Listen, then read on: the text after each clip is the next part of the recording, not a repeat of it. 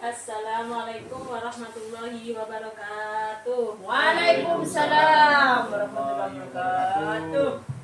Selamat pagi dan salam sejahtera Bapak Ibu semua.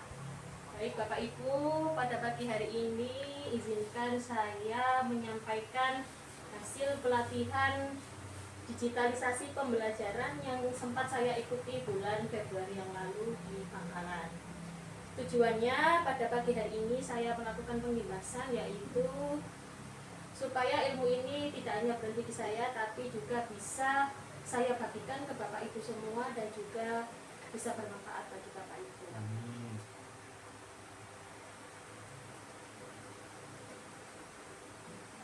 Baik, langsung saja biar semangat sebelum kita masuk ke dalam materi. Takut sama Menyaksikan ice breaking bersama nggih Bapak Ibu. Oke. Sebelum melakukan ice breaking, saya minta Ibu Bapak semua berdiri dulu. Nah, nanti ketika saya menyalakan ice breakingnya, saya harap Ibu Bapak bisa mengikuti gerakan dari ice breakingnya bersama-sama. Siap ya Ibu Bapak ya? Biar semangat dulu, yuk.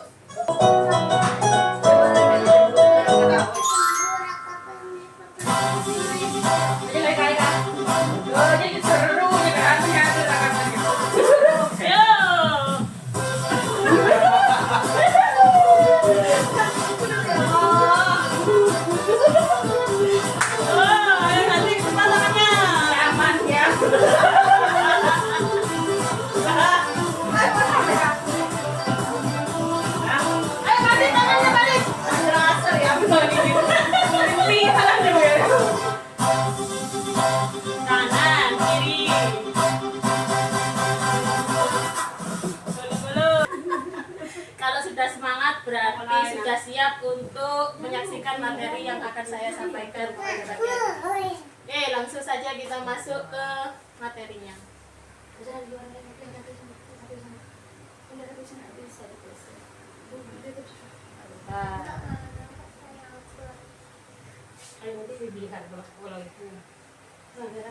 Oke, lanjut ya. Tentang digitalisasi pembelajaran. Apa itu digitalisasi dalam pendidikan? Ya, digitalisasi pendidikan adalah proses integrasi teknologi digital ke dalam sistem pendidikan untuk meningkatkan efektivitas pembelajaran dan memperluas akses pendidikan. Nah, maksud dari digitalisasi pendidikan sendiri yaitu Bapak Ibu, bagaimana di dalam pembelajaran digitalisasi pendidikan ini kita diharapkan mengajar dengan memanfaatkan teknologi yang ada di sekolah. Apa itu teknologi yang ada di sekolah? Bisa pakai laptop, proyektor, ataupun dengan memanfaatkan PID ini atau papan interaktif digital TV besar ini ya, untuk meningkatkan efektivitas pembelajaran. Maksudnya apa? Supaya pembelajaran di dalam kelas lebih menarik, lebih menyenangkan dan juga bermakna untuk siswa-siswa dan memperluas akses pendidikan. Maksudnya apa? Supaya pembelajaran di dalam kelas itu tidak hanya sekedar belajar menggunakan buku, tapi juga bisa kita perluas sumber belajarnya dengan memanfaatkan platform-platform seperti YouTube, Quizizz, Ruang Murid, dan juga lain sebagainya. Lanjut. Nah, yang kemudian adalah tujuan digitalisasi pembelajaran. Apa tujuannya? Tujuannya ada 3, yaitu 1, meningkatkan efektivitas dan efisiensi pembelajaran. Tadi sudah saya jelaskan ya. Yang kedua, mendorong pembelajaran yang interaktif dan menarik. Dan yang ketiga, memberikan akses belajar yang fleksibel. Tadi juga sudah saya jelaskan. Di poin kedua, mendorong pembelajaran yang interaktif dan menarik. Apa maksudnya interaktif? Interaktif yaitu dengan menggunakan teknologi PID di dalam pembelajaran di kelas, itu bisa menciptakan pembelajaran yang interaktif. Interaktif itu supaya komunikasi secara 2 arah. Jadi di dalam pembelajaran kelas, tidak hanya gurunya saja yang aktif menjelaskan, tapi juga anak-anak dituntut juga lebih aktif di dalam pembelajaran di kelas. Jadi pembelajarannya tidak hanya terpusat pada guru atau teacher center, tapi melainkan juga terpusat kepada murid atau student center.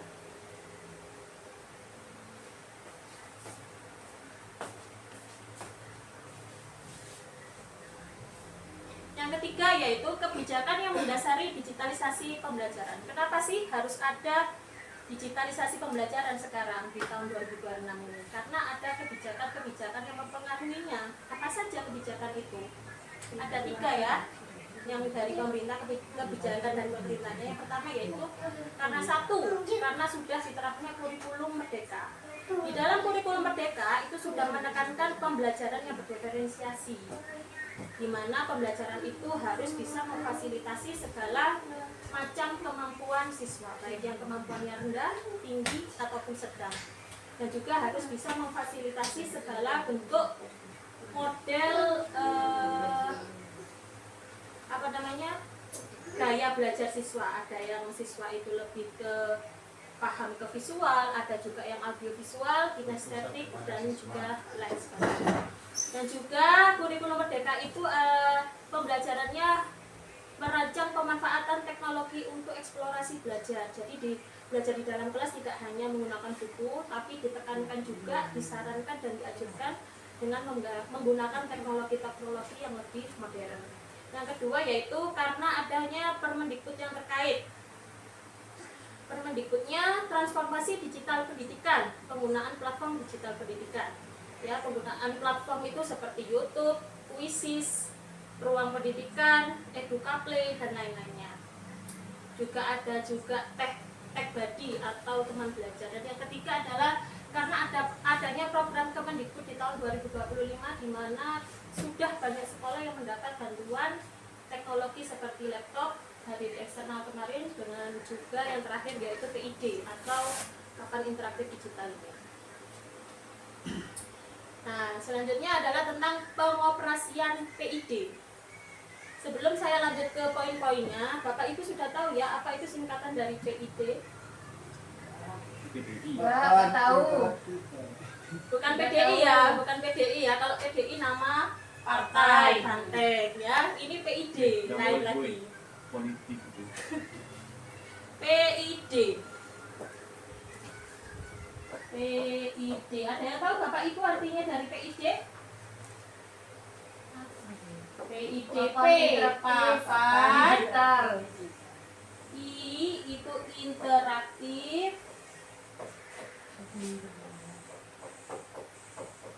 D-nya digital. Nah, papan interaktif digital atau yang biasa disingkat PID. Bentuknya seperti apa? Ya ini namanya PID atau papan interaktif digital.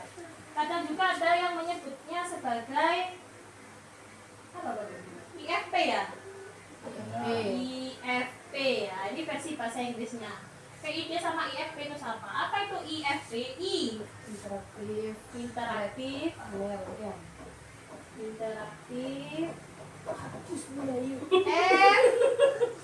F itu Kasih dia loh. flat. Hah? Flat. P-nya apa? Panen. P-nya itu pinter sekali. Oh, pinter. Panen. IFP interaktif flat panel atau papan besar berbentuk datar interaktif ya. IFP ini apakah sama dengan layar proyektor? Tidak. Apakah sama dengan layar proyektor? Tidak sama ya Bapak Ibu. Kalau layar proyektor fungsinya hanya menampilkan saja berbagi layar dari laptop dan juga atau tab ya. Kalau IFP ini ada interaktifnya. Ada interaktifnya. Jadi teknologi ini tidak hanya menampilkan YouTube ataupun laptop atau PPT, tapi juga bisa membuat pembelajaran itu interaktif. Jadi siswa juga bisa ikut mengoperasikan PID-nya, bisa ikut pencet-pencet. Jadi pembelajaran itu lebih interaktif dan juga lebih menyenangkan. Lanjut.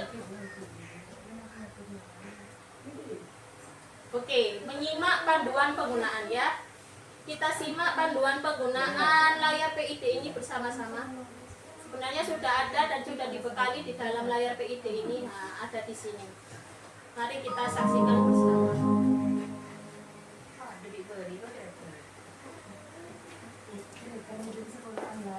Sebelum menyalakan perangkat ini, pastikan bahwa kabel power sudah terpasang dengan baik dan benar.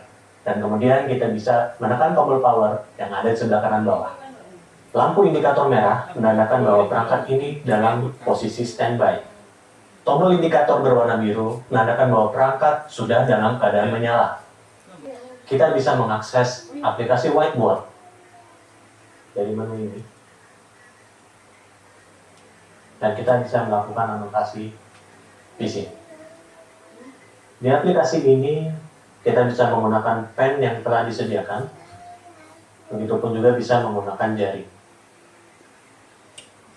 Ada beberapa pilihan menu di bawah dan di sini. Di sini palet bar yang ada di bawah bisa buat memilih warna dan ketebalan pen.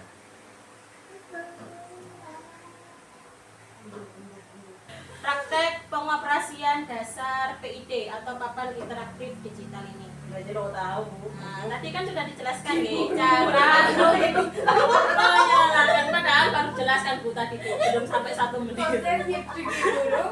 Cara menyalakan PID-nya yaitu dengan cara mencolokkan atau Colok Bu. Ya. Tusuk dulu.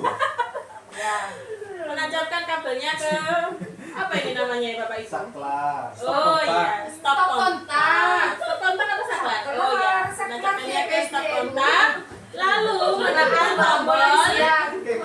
Lalu menekan tombol power yang ada di sini. Cetik. Nah, sampai layarnya berwarna biru dan ditunggu sampai layarnya menyala. Lalu bagaimana cara mematikan layarnya? Mematikan saja, sleep. Ya. Langsung.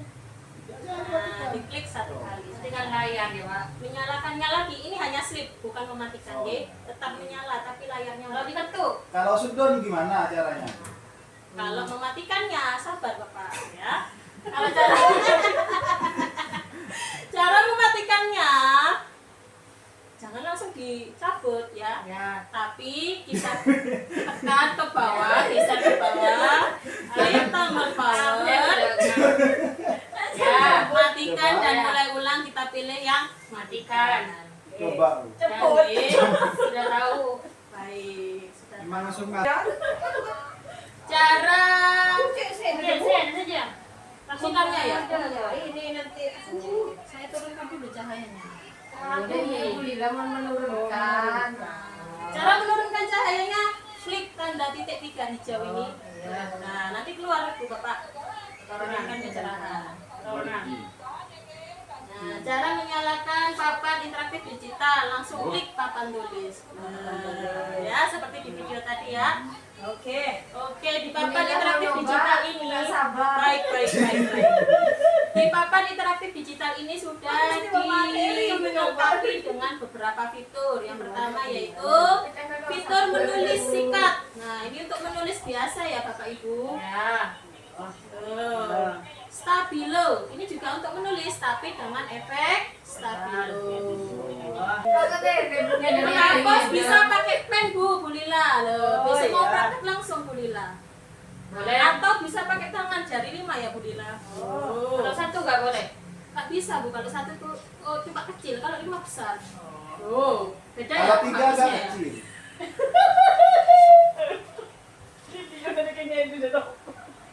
Lalu ada juga fitur memasukkan. Bisa memasukkan foto. Meja. Kalau mau eksis Bu Lila Meja. ya. Grafik, meja itu tabel. Nggak bisa langsung foto itu ya? Tuh, Bisa. tabel Bu. Tabel karena ini pakai fitur bahasa Indonesia, jadi diartikan ke bahasa Indonesia. Tabel kan artinya meja. Table. Nah, lalu di sini ada fitur halaman. Ini halaman 1, kita bisa menambahkan halaman berikutnya, halaman 2, 3, 4 dan lainnya tanpa menghapus yang tadi. Oke. Lalu di sini juga ada buka, ini untuk membuka file, dan juga ini ada pengaturan untuk memilih background papan.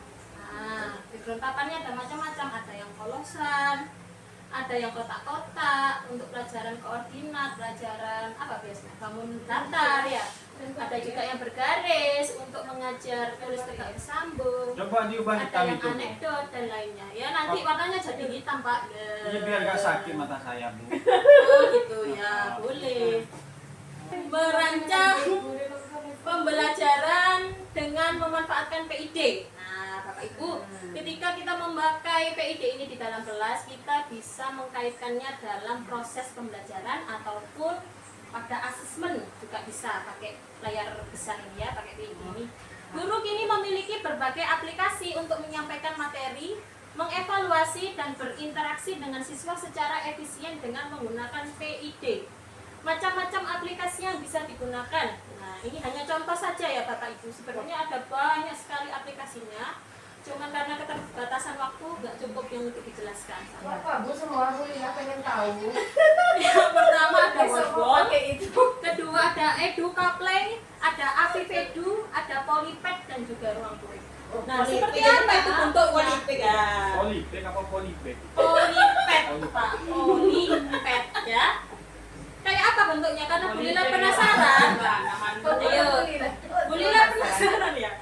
Ayo kita buka langsung Bu. Wordwall-nya. Nah, aplikasi Wordwall itu seperti apa sih? Nah, ini. Oh, lambang dan Nah, Wordwall. Saya ulang dari awal aja ya. Kemarin. Nah, Wordwall langsung aja kita search di Google.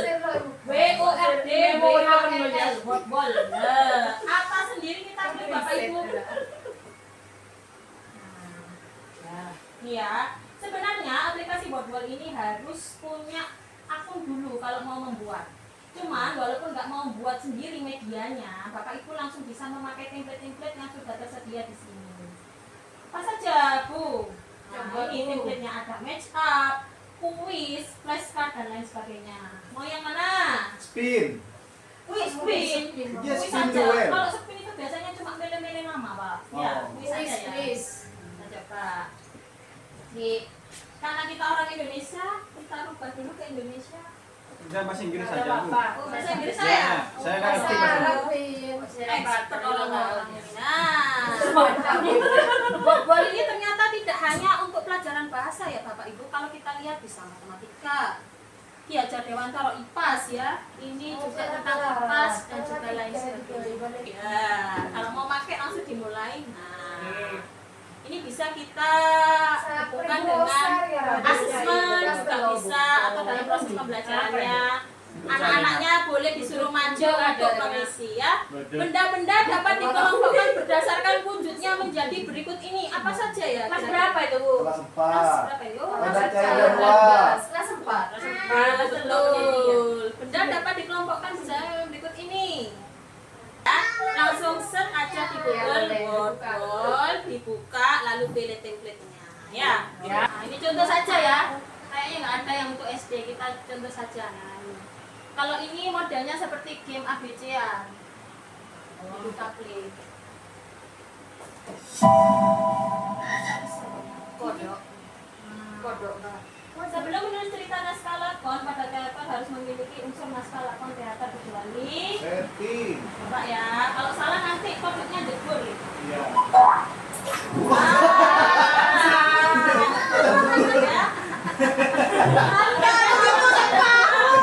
Ini nih bagian awal atas naskah drama untuk memperkenalkan penonton, Bapak ya. Kalau betul enggak?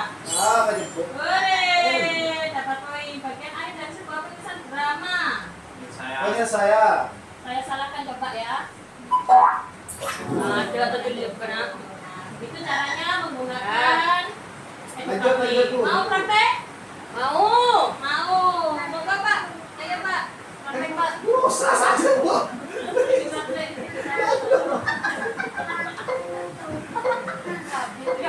Nah, kalau nggak dijawab nanti jebur kok. Oh. Lebih. Betul disalahkan. Jadi cerita anaknya. Cerita anaknya. Berantai. Berantai. Rolling ball.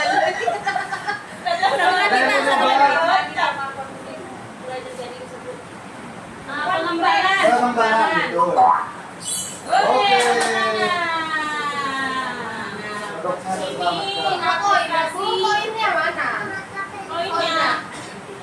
Ini Bu, skornya. Kalau benar nambah ini. Ya, kalau benar, Kalau salah. kalau benar kodoknya nggak nyebur, tapi kalau salah kodoknya nyebur. Ulang Nilainya, maksudnya. nilainya. Coba Nah, nanti kalau selesai kuis, kalau soalnya selesai, kamu kan ada iya benar. Wordball sudah, Edukaplay sudah. Yang ketiga kita belajar ada namanya aplikasi Avipedu. Avipedu langsung aja di search di Google, nggak usah pakai akun ini Bapak Ibu. Tapi ini hanya khusus pelajaran matematika. Dasar saja ada penjumlahan, pengurangan, perkalian, pembagian. Ini cocok sekali untuk segala kelas SD, mulai kelas 1 sampai kelas 6. Beginner, amatir atau pro? Beginner ini paling mudah. Ya. Untuk kelas 1, 2, 3 ini misalnya, ya. Anak beribu kan, Mak? Nah, modelnya seperti ini Bapak Ibu. Jadi nanti anak-anak bisa di model duel atau rival ya. Dua anak bisa maju, satunya mengerjakan tim merah, satunya tim biru. Ya, nanti kalau jawabannya paling banyak yang benar maka akan menang, akan unggul. Ya. Oke, Wordball sudah, Edukaplay sudah, Avipedu sudah. Sekarang kita belajar cara penggunaan Polypad. Polipad aja. Kau nggak tahu menanya. Polypad. Nah, Polypad bentuknya seperti apa? Hitam dia. Ini aja Bu. Google Bu. Di Google Bu.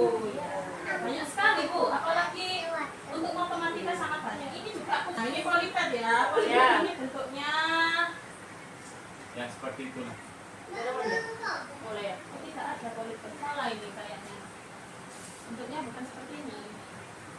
Polypad. Tadi taman bermain. Matematika semua. Iya Bu, ini khusus matematika juga. Tapi ini tidak hanya game seperti yang tadi. Ini juga Kalau bisa digunakan. olahraga nggak ada itu Bu.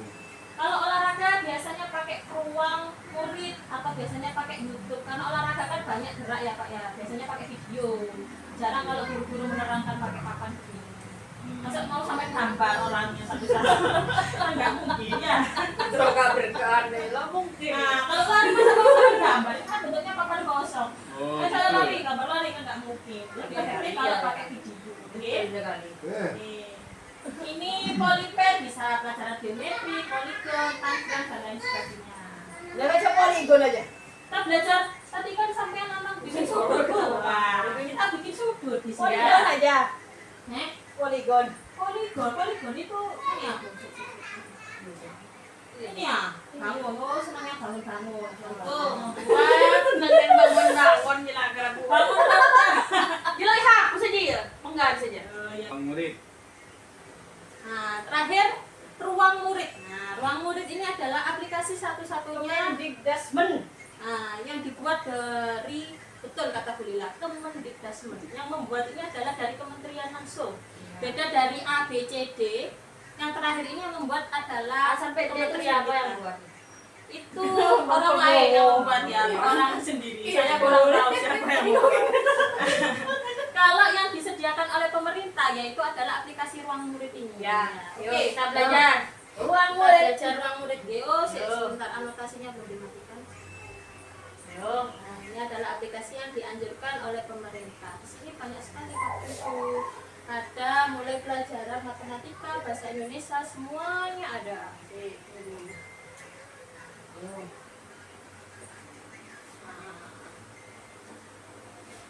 Kita tahu Surya, lo tahu dia.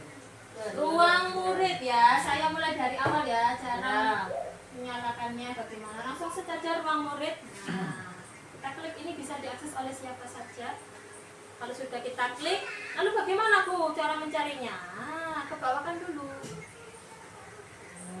Mau cari yang sumber belajar. Contoh ya, sumber belajar. Kelas berapa? Nah, dipilih dulu kelasnya. Kalau kelas 1 ya kelas 1, kelas 2, kelas 2, kelas 3, 4, 5, ataupun 6. Kelas berapa Bapak Ibu? 9. Kelas 3 aja, kelas 3 G, coba G. Mulai eksplorasi. Nah, nanti sudah keluar semua di bawah ini. Kalau mau yang menarik, cari yang ada tulisannya game edukatif atau yang interaktif. Jangan cari yang video, karena kalau video nanti hanya menonton saja. Nah, kalau ini video, video kan menonton saja. Ini aja ya. Ya, seni musik. Belajar tempo. Dosa juga saja. Ini ya cara menyalakannya ya. Ya. Ini berarti tempo. Berarti pelajaran apa Bapak Ibu? Nah,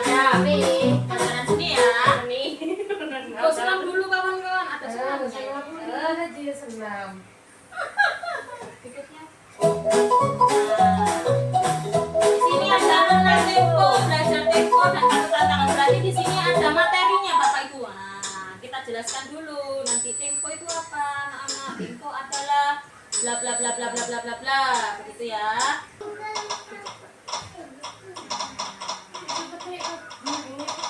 Enak kan? Bisa nyala semua. Kalau seperti ini, anak-anak tidak usah perlu membayangkan gimana sih bentuknya Tempo itu lah. Kalau ada contohnya seperti ini, anak-anak itu langsung bisa langsung paham. Oh itu tak Tempo itu. Oh yang lambat itu begitu. Oh yang sedang itu begitu cepat begitu. Ya. Permainan dong. Nah, ini masih materi ya. Masih materi bla bla bla bla bla. Presto allegro bla bla bla bla. Nah. Baca tempo dari lagu. Nah, ini contoh-contohnya, contoh lagunya.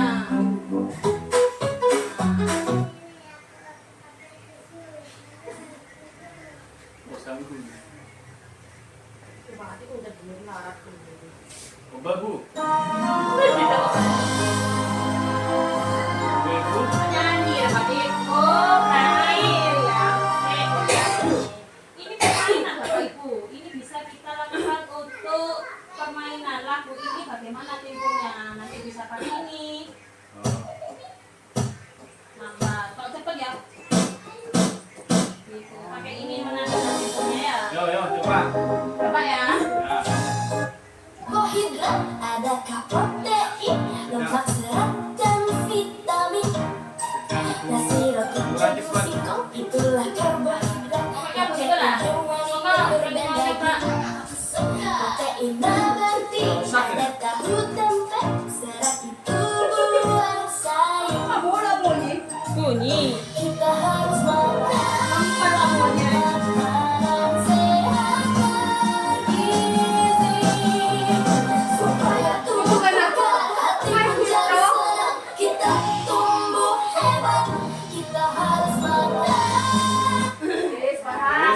Yes lah. Ya, Bapak Paham. ya. Paham. Sudah semua. Alhamdulillah kita sudah belajar cara memanfaatkan aplikasi-aplikasinya.